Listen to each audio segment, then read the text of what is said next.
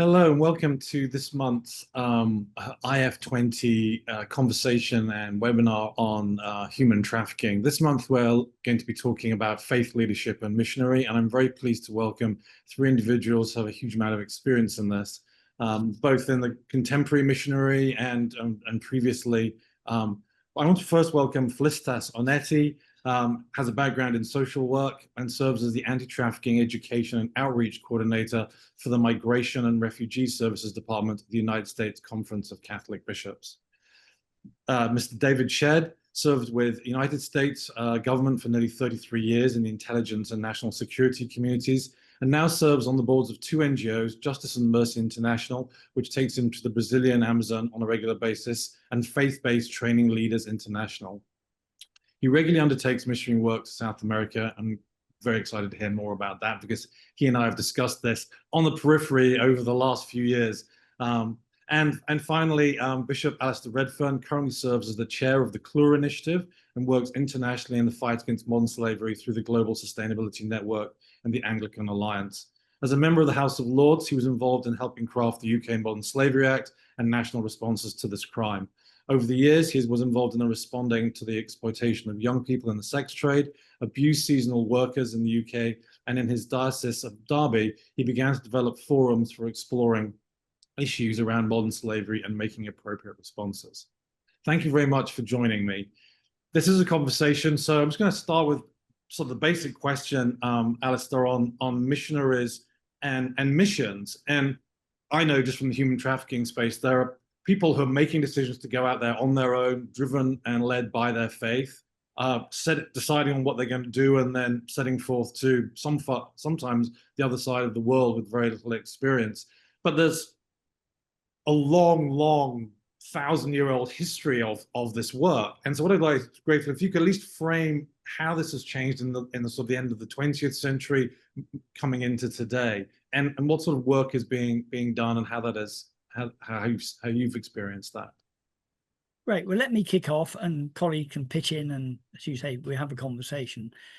I think the big change in recent years is that faith organisations traditionally have operated with an established frame, and they've invited people to join in that framework and worship and witness and do whatever needed doing.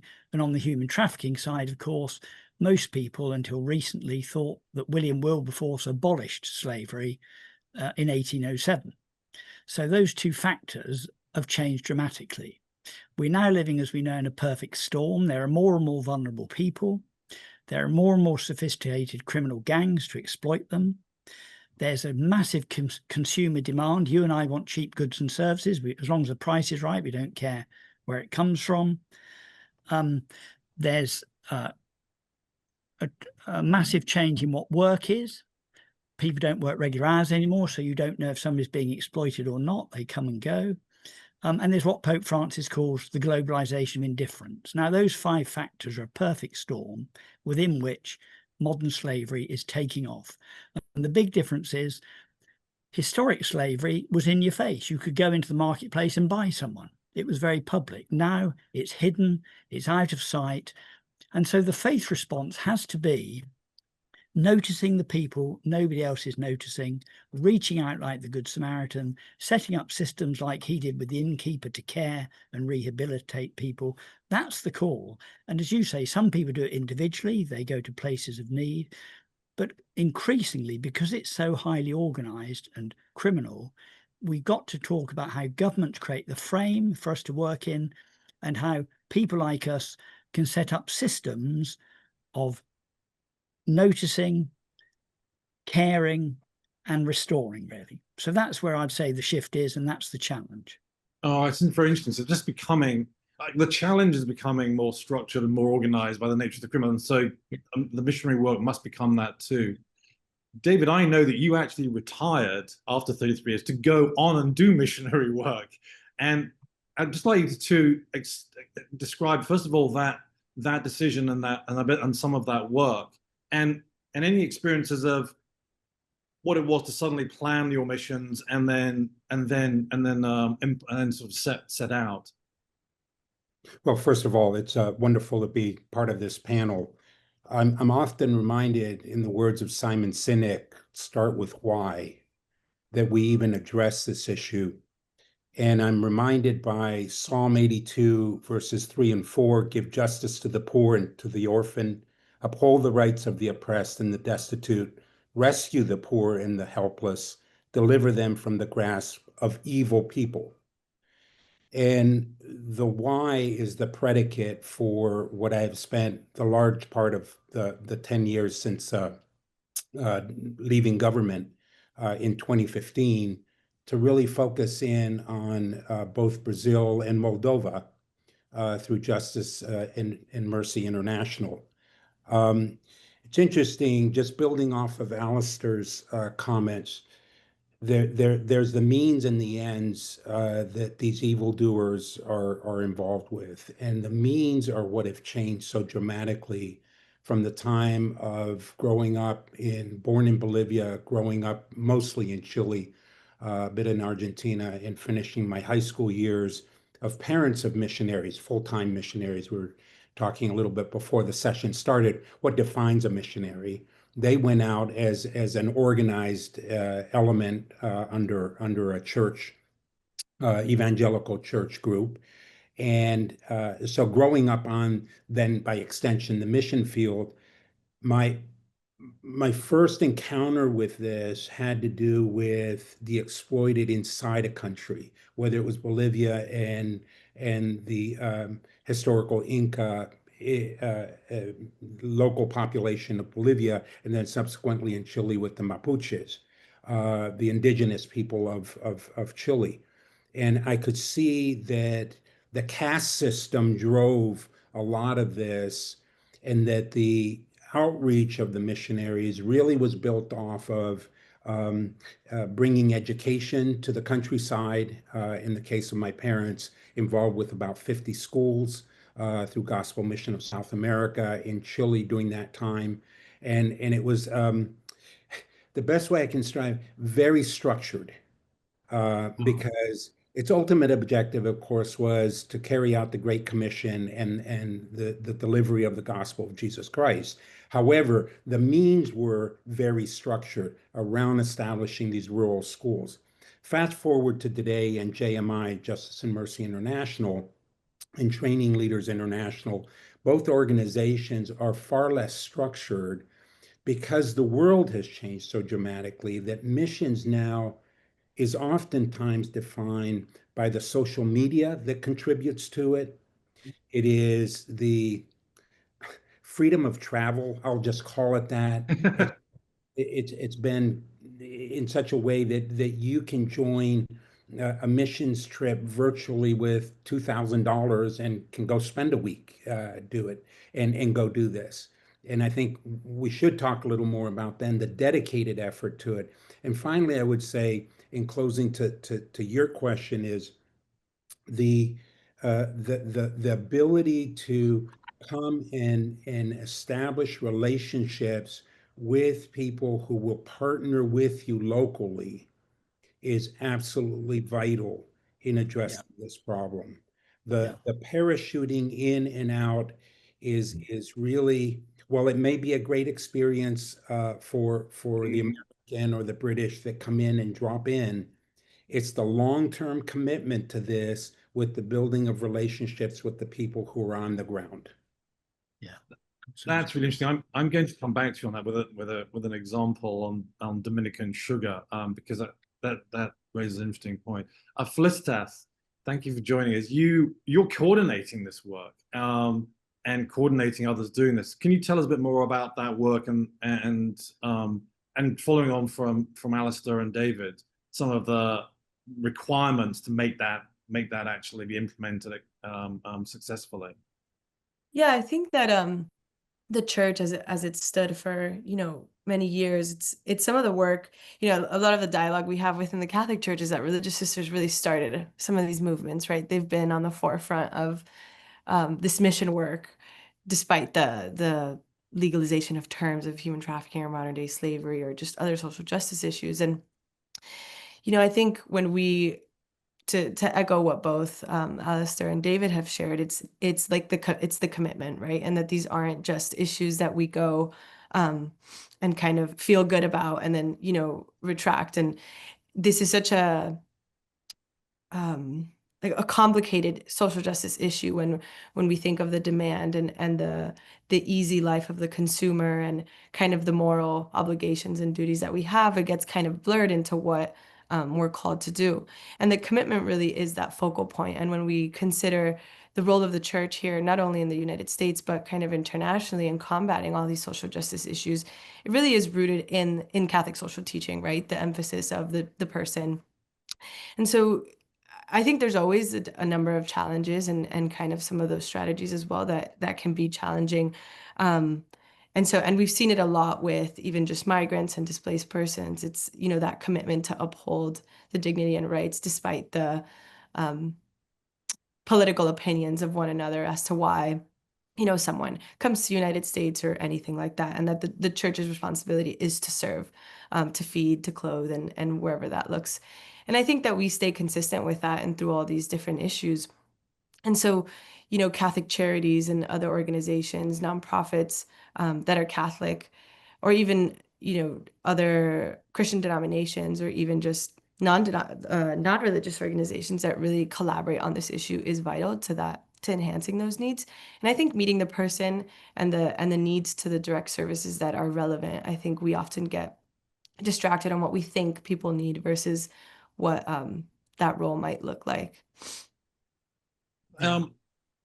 David, to come back to where Felicitas sort of left off, is how, when you're thinking about what a mission, and you've said it out in that it's a long-term task, it's a commitment. Is that I was involved, I suppose, quite integrally in the banning of sugar from the Dominican Republic, and that ban has now been lifted, and the sugar is now imported. There is a priest there who has been committed to the people of the working on those plantations for at least 20 plus years, and he has faced a lot of pushback. And there is a great documentary about him called, for anyone who's listening, The Price of Sugar. And it really is, in a way, a documentary about his mission. And how does one decide, or how is it decided for you that you will, who is vulnerable, who needs your help, and in a very sort of practical and strategic way, how do you make those decisions? This is where my calling is, on the basis, as you've all said, that things are now much more complicated and complex in terms of the nature of the individuals and organized criminals that are actually acting on people and exploiting them. How does that decision get made, or does one make it? Let me begin with maybe a couple of principles that establish the framework, and then the practical outgrowth of implementing those principles. So the principles were to do a human mapping of the Brazilian Amazon, or pre-invasion by the Russians into Ukraine. The work was already underway in Moldova because that was a trafficking corridor from Russia through Ukraine into Moldova and Eastern Europe writ large, Romania and so forth, into Western Europe. So you already had an established corridor of which you wanted to address it. The principle was, what do you have that you can work with on the ground? What can become the anchor for the efforts through people who understand the culture, the language, the capabilities, the institutions around it, in the case of Brazil or Moldova, that you'll have to work with vis-a-vis the issue. So the principle was there a framework in which you could actually work with the local population for the topic at hand? Secondly, in the mapping of this human tragedy of the trafficking, it was well-established knowledge of it taking place. And then the question was, how do you understand that in order to be able to do something about it? So in a very practical way, in implementing both those principles, we went into the villages, and we opted to focus on the Rio Negro as opposed to the Amazon River. Those who know the geography, the meeting of the rivers in Manaus, we went up the Rio Negro because it was also a drug trafficking corridor from Colombia. So if you sort of picture it geographically, and started working with the villages. A third principle then emerged, which is don't remain static, adjust. I never came to expect, but I was exposed to incest in a way that I never thought was humanly possible. Incest is at the center of the trafficking problem from these villages into the major cities of Brazil. It's a domestic trafficking issue as opposed to external in their case. Moldova is a different story. So all of a sudden, we needed faith group unity around this issue of how to address with incest and with the village leaders on how to address that topic as an important critical ingredient that was driving the problem. So all of a sudden, the principles became very practical and adaptable to that particular issue. I don't know if that helps you in terms of framing it. No, it does. I think it raises an important point, and that there is a center in Sheffield University in the UK that actually focuses on faith groups and human trafficking. And in one of their recent research reports, they noted that in one of their surveys to faith groups, faith groups said that they often struggle to get secular groups to trust them because there's just a communication issue. And I think one of those issues that comes up is the degree that there is, and this doesn't apply to everybody, of course, the degree that there is critical thinking and strategic thinking about what work is being done. And I think between faith and non-faith, there is, or secular, then there is always that issue of how people are being guided. And I think it's interesting to know that when you're saying is that regardless of one's faith and one's calling, you are still having to do the critical thinking work. That is not something that you can just accept or accept as in you can just leave aside just because you have a more kind of clear calling for your work. The critical thinking is crucial. Felicitas, sorry, go, Asta. Yeah, I mean, on this point, David's just talked about a very dramatic issue, very challenging in very difficult circumstances. A lot of the work I do in the UK, for instance, despite all the scandals about faith and faith leadership, people genuinely credit that the church is on the side of goodness. It's as vague as that. And we use our cathedrals and our parish churches. We have a church in every part of the UK, in a way to bring people together because their hearts can meet around this issue when they don't know it exists. We bring people together. I was at a breakfast in a cathedral where they brought the local editor of the local paper, the chief of police, a whole lot of representatives of local life to have their eyes opened about modern slavery. And when it was open, the conversation was amazing. They wanted to work together. What could they do? In small parishes, you can again get people, what's happening in the neighborhood. Oh, those children have been, I wonder what they would. I think we can just convene spaces of goodness, touch hearts, and have a few resources up our sleeves when people begin to respond to help them step into the space. And I think you're absolutely right, David. The answer does lie in the community in the long term, to be resilient. Mm-hmm. Felicitas, from what David and Asta just said, is that when you're speaking to groups that you're supporting and coordinating, how do you decide who should be part of the work that you're doing, that you're supporting? I mean, unfortunately, is it the case that some groups simply think, hey, this cannot be part of what we're doing at the moment? Their approach needs to be developed. Do you have a kind of criteria? Yeah, I think it varies when we organize. Yeah, I think that I guess speaking more for the United States and the domestic issue when it comes to human trafficking, it's kind of the understanding, the lack of understanding of what the issue might be, and having a lot of people kind of rebuttal that it might not be an issue in their community, or that these issues aren't pertinent because it's a minority issue or something like that, right? And so I think when we challenge a little bit and kind of raise that awareness, it's recognized that this is the root causes, as David was saying, could vary from group to group, and as well as just that the issue is pertinent in kind of almost every sphere that we live today as people, right? And that this issue is prevalent despite what it may look like. It might not be so, I guess, the way the movies frame it in some communities versus other.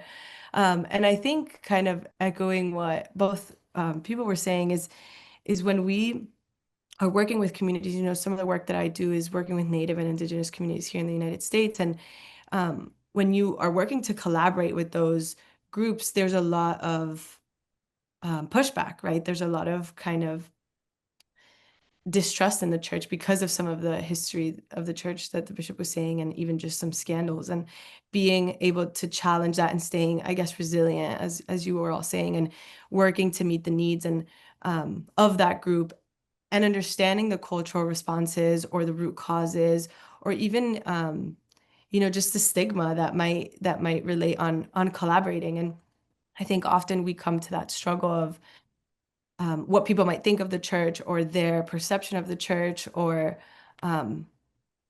just those kinds of things they were taught in their home, especially when it comes to the Catholic Church and Native communities here in the United States. And it varies by reservation and tribe, but and then a lot of times not knowing what the church is doing on this issue, and that this is an important issue, and why. And ultimately, I think we come into that place where every group here is, overworked, underpaid. There's so many issues to focus on, and they're open to the help from the church because that they just don't have the resources or the magnitude, or the people to work on this issue, and finding ways. It's kind of like ultimately we have to collaborate because there's no other way to work on this, and having people, I think, from the community lead us into what their needs are is different. I think when we see different, even just different reservations or different tribes, it's like the needs that the Indigenous of Hawaii have versus the Native Americans of New Mexico are completely different, and recruitment looks different. And David, you were mentioning how like incest was the focal problem for like some of these groups, and that varies from place to place, right? I was just in New Mexico, where that's a state that's landlocked, and it's not the same thing that we see in the East Coast, the recruitment. And so I think really always being open to the issues on the ground, and having experts in their own communities lead it helps us to collaborate. And I think continuing the pathway, I think, to healing for a lot of communities is also putting in those efforts and having them lead these issues, and being open and being resilient. I think it's sticking to it too. I think a lot of times we see groups, it's like we impose and we expect them to do things, and then we kind of leave, right? And staying there and saying, no, we're in this for the long haul. Like, how can we help, and what can we do?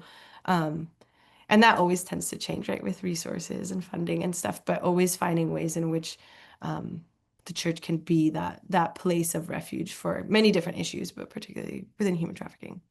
One word we haven't, just building off of what you just said, Felicitas, I think that the greatest opportunity and the greatest reward that I have seen in addressing these issues is bringing hope. Yeah, absolutely. That's a four-letter word. And bringing hope to communities that ultimately we want to see them thrive in responding locally to the issues, finding village elders, finding pastors and ministers and priests in those regions who are prepared to pick up the baton once they're given the hope that we stand behind them. And what's interesting, and even through the COVID period, of which that part of Brazil, and I'll stick to that example of Manaus, was hit particularly hard. The call wasn't for a lot of financial resources. It was far more, are you still with us? Are you standing by us in terms of this? And the fact that we've got 14 years of going back and forth and spending time with an anchor office in Manaus to do this brings that hope. So I was just thinking about the Native Americans and the relationship and finding champions, if I can use that word, within those communities to pick up this issue as well. And Yeah, spend And as you're absolutely. both saying, hope needs structures, it needs resources, as Felicitas is saying, and it needs a continuity. And they're the things we've got to keep delivering as church. And we're in the game for the long run. That's what the gospel's about. But those things are really important, I think, as you said. Sorry, Felicitas, you. No. Alistair, could you talk a bit more about your work in the UK on the Modern Slavery Act? But from where we're going with the conversation, can you also add some perspective as to when you were part of drafting the act? Was there a thought in your mind? Okay, how also can this help those people working and committing their lives to this work in the long term, and that obviously therefore includes people who are working on this from a faith perspective, from faith-led position. Well, I think what I learnt was through being involved in government in that way and drafting legislation, taking it through the process, is that government does have a role to create a framework to set standards of virtue and proper behaviour for businesses, for individuals, for the law, for law enforcement. Government has a key role so that people know what the challenges are and what the aims are and the resources to tackle them, like law enforcement. But the problem is modern slavery is driven by underground forces. We're all part of it with our mobile phones, using stuff mined by children and all that kind of thing. And so without the role of the citizen and the consumer, that all this stuff that governments do is without value, which is why the interfaith network of the G20 is so important. Governments need access to grassroots, as we're saying, behaviours, challenges, aspirations, and empowering those partly through the legislation, but partly through agencies like the church and NGOs who will go the extra mile, interpret the thing, help it apply in that particular situation, help people understand it, get the local resources. In the UK, the police are very pressed. We can't just say solve modern slavery. The law tells them what to do, but they haven't got the time to notice, let alone catch or prosecute people. So we've got to find ways in which the general public, citizens and consumers, can play a part. And so in the work I do, we try very hard to get Christians and people of goodwill at elections to write to candidates about modern slavery, get it on the agenda because it's slipping down. We try very hard with all our people as citizens to say, if you get a T-shirt for $3, well, hallelujah. But when you get home, send an email to the company. They'll be frightened to death if they get too many of those. None of us, we're too busy to bother. But you just send, this is a great thing. Can you assure me there's no slavery in your system? The power of citizens and consumers is enormous. Churches and others can try and tackle that. Without it, we've made super legislation in the United Kingdom in a way, but it's not biting very much because we need these other elements. I don't know if that makes sense to my colleagues. Absolutely. That all makes great sense. And finding the advocacy around addressing the supply and demand, I think, as you're saying, Alistair, this idea that are we as the consumers in our version on this side of the pond, being Walmart and Kmart, if it's still in business, and cheap goods, and asking the question, where did this come from? Power of the consumer is enormous once it's organized to respond to this issue. And I think there's real power in that voice being heard. Coming back to this point of long-term commitment, my own observation as I've been working in the trafficking community is that is one of the things that marks out those people of faith doing this work and people who are engaged with it as a sort of career or a vocation. And I don't say that to diminish the people who have spent their years working on it, but what I tend to find is that there will be people of faith working in a particular village or a particular community, and they will be there for 15, 20, 30 years. So other people that have been working 15, 20 years on the issue, but they may have gone 3 years here, 3 years there, different organizations. And the commitment to the issue is not different in a way, but it's not located, not necessarily centered around people and communities. Yeah. And I wanted to get your thoughts both on the you know, the kind of more structural aspect of it, but actually on the personal and emotional aspect of faith and long-term commitment, and therefore moving as you go through that life from somebody who starts out when they're quite young as at a lower level of organization and becoming a leader as you gain experience. Felicitas, in your experience of coordinating groups, you're obviously seeing hopefully young people come in saying we're part of this, and then committing to their communities, committing to particular, you know, geographies. Do you find people committing long term, saying I'm going to be in this for a long time, and also at the same time having met people who have been in places committed to communities for a long time? I think you see a little bit of everything. You know, there's some religious sisters I work with that have been doing this, you know, praying a rosary every Friday in the corner of Baltimore, you know, for 30 years. And they've had, you know, people know them in the community and people know that they can go to them and they'll give them resources. And so you have those like structured kind of groups. And then you also have a little bit of everything. I think people that, work on it in their parish or in their home or even just as a career. And I think that, you know, both have great long-term effects, right? I think that there's that need for everywhere and everything. And I remember when I started in my career, I met someone that only did specifically with school-aged kids. And he said, you know, you can only focus on one issue to make a vast impact when it comes to trafficking. And I understood, you know, that what he was saying. He's like, I have to stay in my lane because if not, I can't, you know, work on all these issues to be able to, you know, focus specifically on recruitment of, you know, high schoolers. And although I think that's very true and that's the mission that he was focusing on, I think maybe sometimes bigger institutions such as the church has the role to engage in all spheres of what trafficking might look like. I think that we see groups from every kind of sector, young people, you know, people in the parish, doing different forms of advocacy that feels right to them. And I think the big, you know, one of the bigger conversations I have after I give presentations or I'm with a parish or, you know, there's some people that know about it, some people that don't.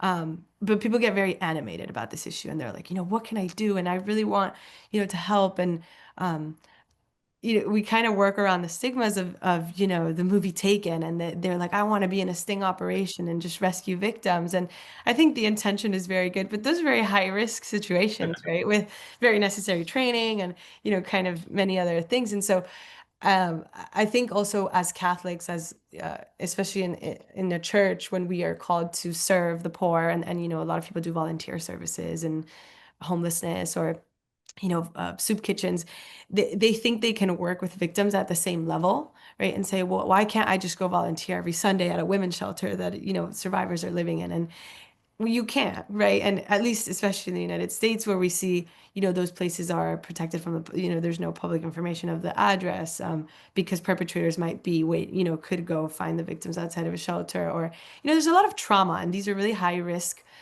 people that are overcoming a lot of different things. And so it's not the same as, you know, doing a cleanup of the pollution in your garden and, you know, working with victims. And there's a lot of strategies that we have to work on as a church to how can we empower people in the community to work on this issue. And, you know, of course, prayer always being at the forefront of that. And then working on different ways. I think Bishop made a good point, right? Writing to your congressman, and in our situation, right, to your congressmen and representatives, being an informed consumer, right? Where are my things coming from? And you have the right to say, I don't want to buy a shirt that has tainted by forced labor. You know, one of the programs we have is called Labeling for Lent, when we focus on supply chains. And really during this time, we do it during Lent, as Catholics consume more seafood as we abstain from meat on Fridays.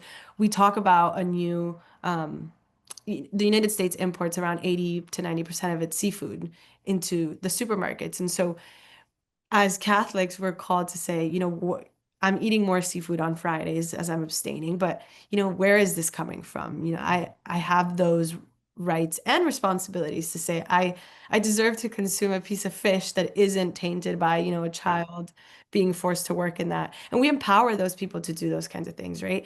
Sign on to these letters. Look, so this year we did Indian shrimp was there was a whistleblower in the United States that said, Indian shrimp for the facility was in India, and that the whole kind of factory was tainted. And so we were talking to people about Indian shrimp and, go to the supermarket, look behind the shrimp package and say, where is this from? Oh, it's from India. Maybe I don't have to eat this brand and maybe another brand.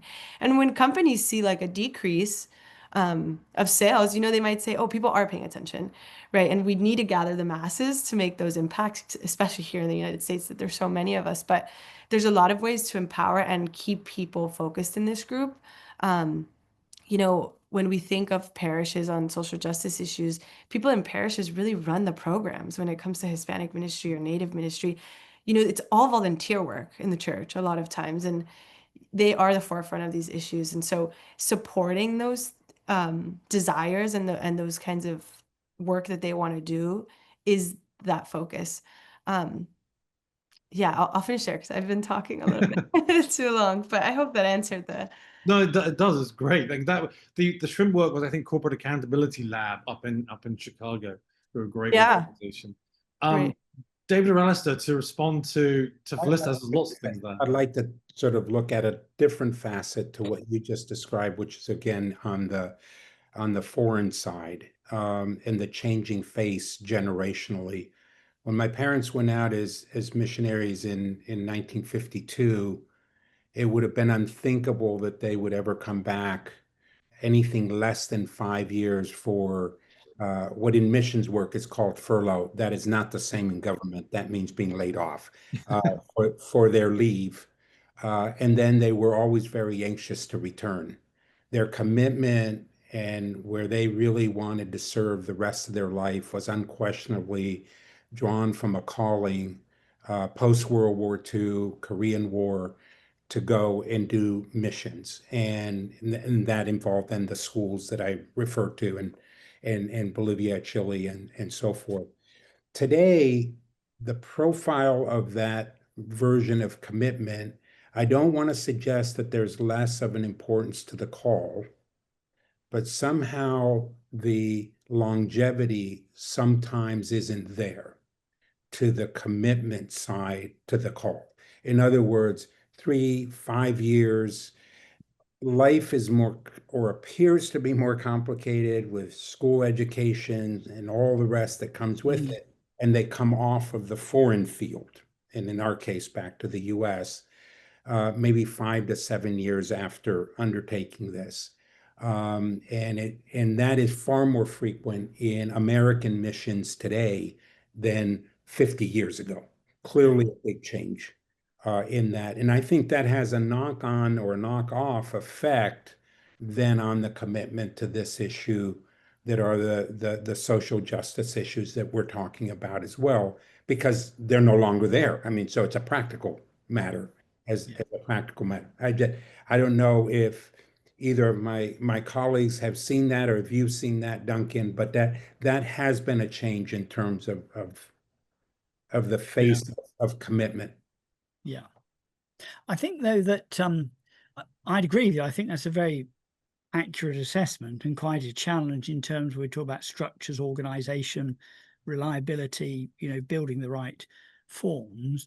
But a different way of understanding commitment, in my experience, Christians who show commitment by going the extra mile, by noticing, by giving more, by spending time, by working out of hours, all that kind of stuff, that does speak to people in the community in a powerful way. And certainly in my experience, Christians can lead community responses simply by being the people who push hard to get up to date, to get involved, to get results, to keep monitoring. That doesn't take away the structural things you're talking about, which are a big challenge going forward, I think, David. But I think we must encourage Christians to make that witness, because it does speak to people. Mhm. Hearts that are engaged and delivering, really. The more we can get people to make that witness, I think they're like seeds and leaven. Other people then begin to think, oh, well, perhaps we could do a bit more. Perhaps we could do this, you know. And I think that builds off of a compassion that Christians have. Yeah. For a world that, but Yeah. for the grace of God, there go I, in terms of what that person is going through, that child is going through, that woman is going through, by way of the topic of this conversation. Yeah. I want to move the conversation on to prevention and where faith leadership and missions play a role in prevention. But as a way of doing that, to come back to your points, is that certainly when I've done long investigations into particular supply chains in the sort of 3 or 4 years, is that you always need to have that local connection on the ground, someone who has given themselves 10, 15 years seeing workers go in and out of plantations or factories, and they know the communities that are providing the labor, if it's local.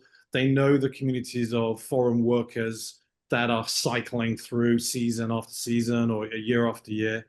And that, what struck me as I was learning this, was that particularly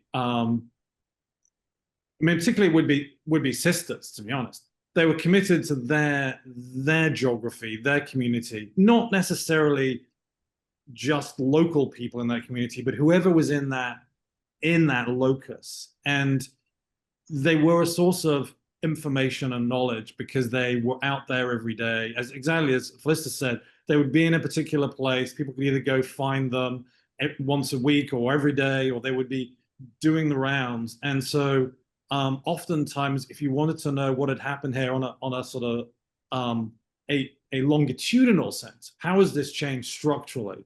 Who are someone that you and David, you and I know from the IC community said to me, okay, who's who in the zoo? And if you don't know who's around, so someone who's just been there for a year and is cycling through next year, and they're spending their time, they're committed to it, but they don't have that longitudinal knowledge. They just don't know the nuance of the relationships and therefore the dangers. And I just wanted to speak to you about that. To me, was where there is a very clear example of someone who is long-term committed, often in practice is someone of faith, has powerful resources of prevention that unfortunately just aren't going to accrue if you're only there for a couple of years. And that isn't a discriminatory thing or anything, but that's just unfortunately, I'm throwing that example out as a personal experience, but I wanted you to respond to that and thinking about the role, the sort of role and advantages of someone of faith and commitment and calling to prevention and the work of prevention. David.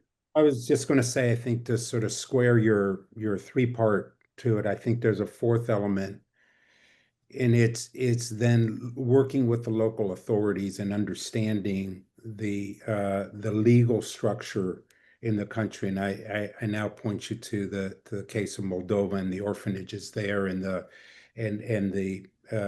Justice and Mercy Moldova by extension. And it has become critical in this political opening of Moldova, with enormous intromission by the Russians and others in terms of influence, nonetheless, to be able to work with the local authorities to address issues. For example, what happens to the 18-year-old who must be released from the orphanage at 18? What happens at 18, day 1 into the 19th year? And so working with the authorities, we've been able to look for sort of some form of job, the work commitments that the government can help provide, and that sort of thing. And so the prevention extends beyond age, whatever they arrive at the orphanage, to day they must be by law released from the orphanage as now considered an adult, but still maybe not ready to go into society. So how do you work with the local authorities for that so that you don't have it reverting back to the very problem you were trying to address at the start? So that would be a fourth element to what you were saying. And then I think it's the legal structure by way of prevention. No, that's very interesting, because particularly if you have somebody who is, sadly in that system from a young age, you've got to have long-term commitment to them as they're getting to that age. Felicitas, do you want to respond to that? Yeah, I think that's a really good point, David. Some of the encouragement I give to people when we are working on these issues is to foster those relationships, right, with the local law enforcement or the local, some police departments have a trafficking unit, or they have a victims assist, a coordinator. And I think what is going, and that's always a very fruitful experience, to have that direct line with the sheriff or whoever would be, equipped to handle these situations, I think empowers communities a lot, especially on this issue. And to Duncan, your point of, some of the on the ground, I think what we see, at least domestically, is a lot of people, have been in a certain diocese for 25 years, right, working at that level, or have strong relationships with the bishop and the people of the community, and they are the experts, right? They know exactly what their community needs. And most of the time in the experiences that I've had, it's, you have someone that works on, and it's kind of just social justice. And so they work on 8 different social justice issues that tie into trafficking, right? You might not have people that specifically do human trafficking, but they also do, people experiencing homelessness and substance use and, all these different co-occurring issues. And it varies based on what issues might be prominent. So a good example, working with the Native Hawaiian community, in the diocese, it's, these people have been doing this work for many years. And as natives or family of natives, they've contributed, research back to their community in that. And so, you have one person that is a safe environment coordinator, which is a position we have here in most dioceses, and they focus on all the different issues that affect Native communities. And so, they're the leaders of that, even if they might not know the legality or the different kind of terms on human trafficking. And they're the ones that help facilitate those things. And so, and they know the people, they know ways, the pathways to healing too for survivor treatment. They have these structures. And when we think of prevention, one of the biggest kind of one of the most enlightening conversations I had when I was there, because some of the work that we're really focusing on at UCCB is prevention and not intervention focused work, because that's no longer the work we're kind of doing. But when we were there, they run a reentry program for inmates and, a number of different things in the Diocese of Honolulu. And they were like, Felicitas, we don't want to fundraise for another women's shelter.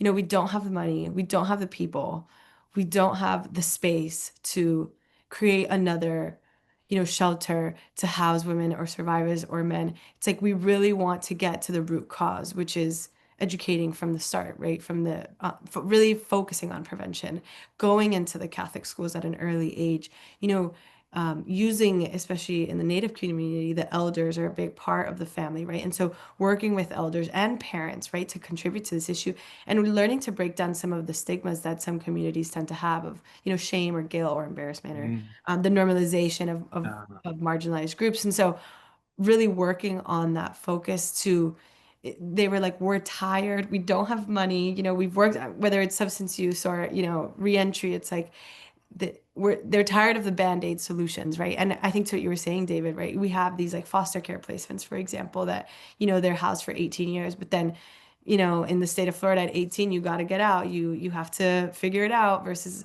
DC, it's 21. But still, what are, it's beyond the 18 years. It's like, how do we foster the root causes and, lower adverse childhood experiences, and really get into the whole person at the environment to give them these long-term successes into adulthood.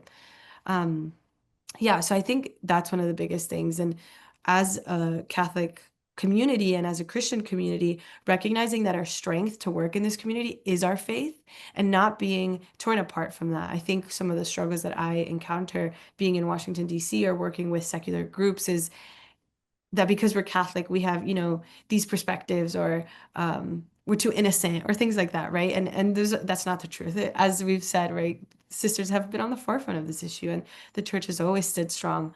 All, Christian churches in general, and we get shamed a lot for our faith, that it's, that it doesn't help the healing or the reconciliation or the prevention, but it's quite the opposite, right? Our faith is what brings that solidarity and pathways to healing and kind of community.